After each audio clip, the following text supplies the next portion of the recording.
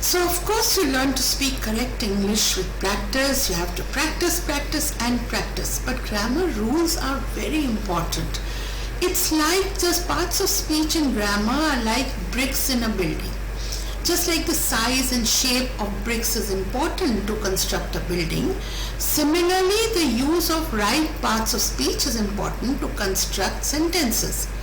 However, if you have the bricks which are there with you, but you place them incorrectly. Some you place them horizontal, on that a vertical, and then something else vertical. Haphazardly you just place them. Will the building stand? No. Similarly, the word order in a sentence is very important. Where the words come. If you just place words, randomly, it does not make a sentence.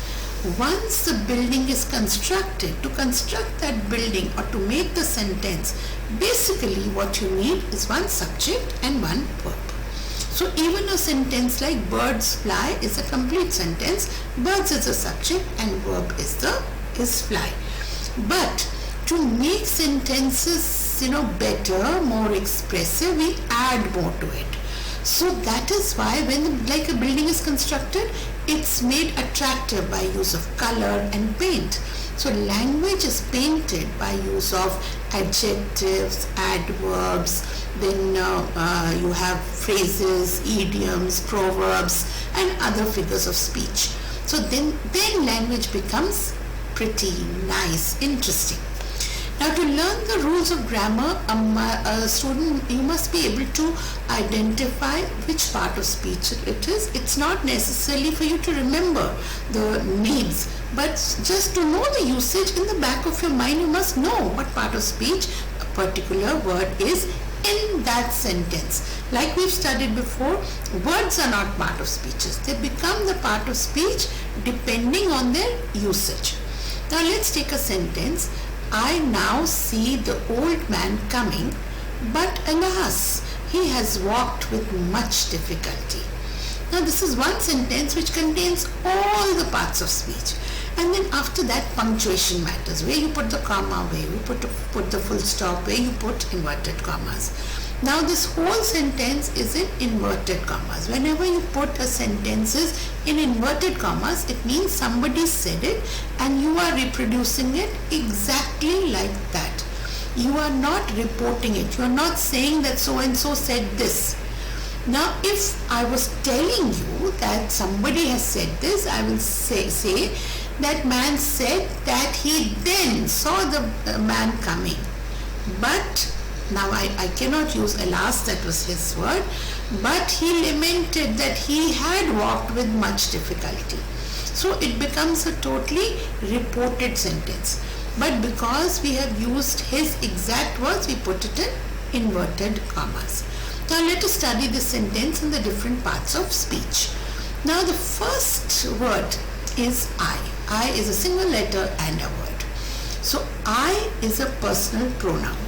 First person, singular, masculine because it too could be feminine, a girl could be talking, but we just assume it is masculine or feminine gender, whichever.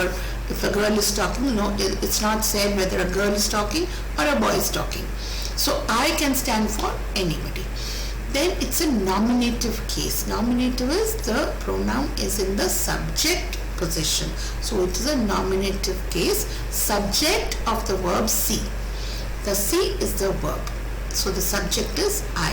So when I say I see, two words, the subject is I, see is the verb.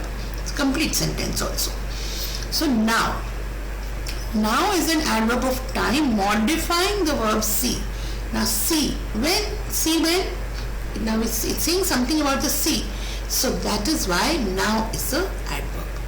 Then see, like I told you, the see is the verb.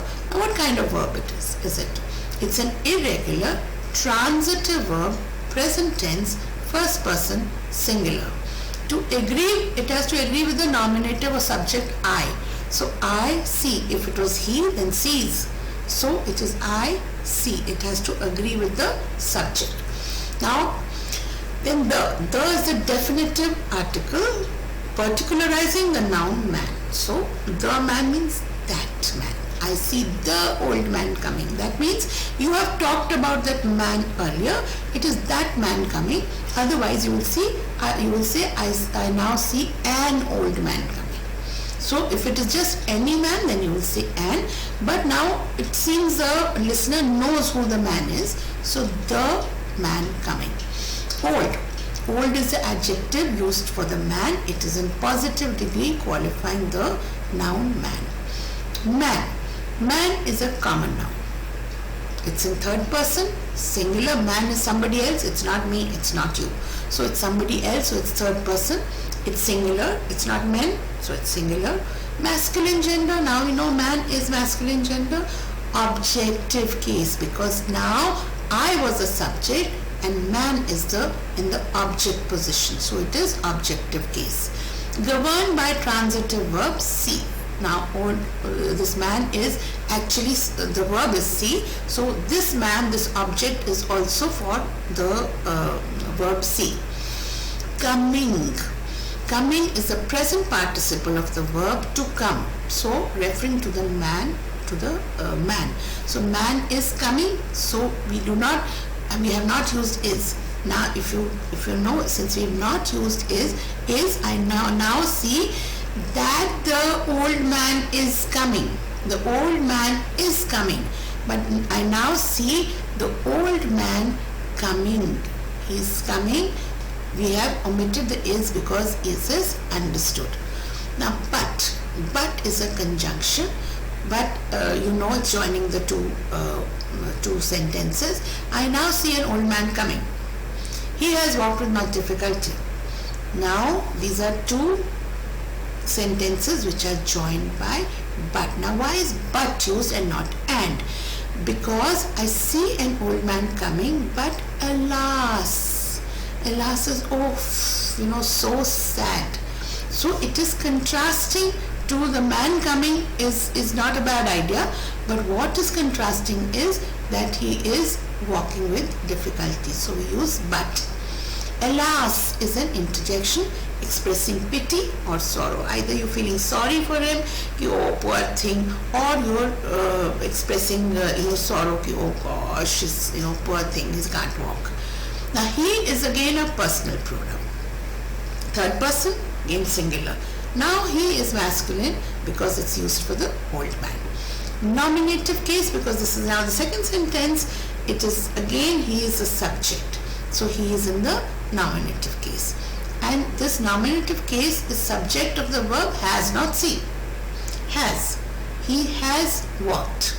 So has is a verb. The has walked is the irregular intransitive verb perfect tense. He has walked. He walks present tense. He walked past tense. He has walked is perfect tense. Present perfect tense. So present perfect tense, third person singular to agree with its nominative subject he. Now with is a preposition which is showing the relationship. He has walked with what? Much difficulty. So with is a preposition. Much, an adjective, positive degree, much, more, most. So much is the positive degree. Qualifying the noun difficulty. How much difficulty? Much difficulty. So that is the noun. Now why is difficulty a noun? Because with what? He has walked with what? He has walked with difficulty. So that is why difficulty is the noun. What kind of noun is difficulty? It's an abstract noun. It is not a concrete noun, because difficulty you cannot see, you cannot touch. So it is an abstract noun. It is the objective case because it is in the object position. It's a noun in the object position. So objective case. Governed by the preposition with. The role of correct punctuation should never be underestimated. The same thing, if you don't put the correct punctuation, you will have a very haphazard sentence. You will not be able to make out what the writer or the speaker is saying. So expression in speech comes from correct punctuation. Now when I read it, I say, I now see an old man coming, but alas, he has walked with much difficulty.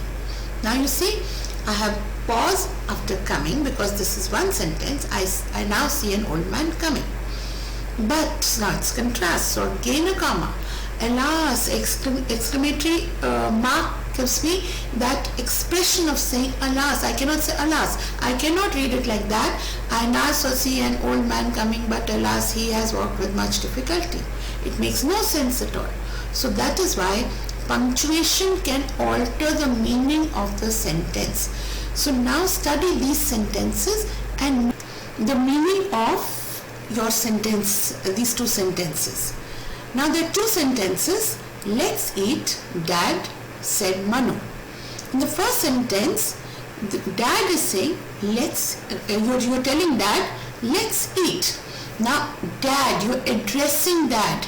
So Dad is in the vocative, is a vocative case. Let's eat, Dad, said Manu. Now in the second sentence, there is no comma after eat. So it's read as, let's eat, Dad, said Manu. So Manu says, let's go and eat, Dad. Is it true? No. So that comma is very important. Manu is saying, let's eat, and he's addressing Dad. Without the comma, it does not make any sense. So that is why punctuation is very important in a sentence. Word order is very important in a sentence. So we've studied practically all parts of speech, and we know that in one sentence you can have all parts of speech.